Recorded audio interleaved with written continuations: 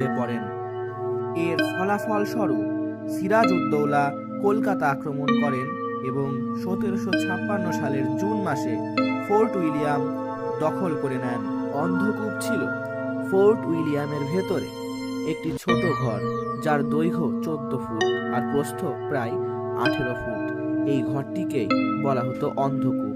এটা আসলে সৈন্যদের জন্য তৈরি একটি অস্থায়ী ঘর। 1756 সালের 20 জুন রাতে কিছু সৈন্যকে, অর্থাৎ ইংরেজ সৈন্যকে বন্দি করে রাখা হয় এই ছোট ঘরের ভেতর, এবং যতই রাত বাড়তে থাকে ঘরের ভেতর মানুষ গাদাগাদি করে দাঁড়িয়ে থাকে। জানালা প্রায় নেই, হাওয়া ঢোকার কোনো রাস্তা নেই। গরম, শ্বাসকষ্ট, জলের অভাব সব মিলিয়ে ভয়াবহ অবস্থা হয়ে ওঠে। অনেকে অজ্ঞান হয়ে পড়েন, অনেকে আর্তনাদ করতে থাকেন, কিন্তু বাইরে কেউ শোনে না। সকালে দরজা খুলতেই সব স্তব্ধ।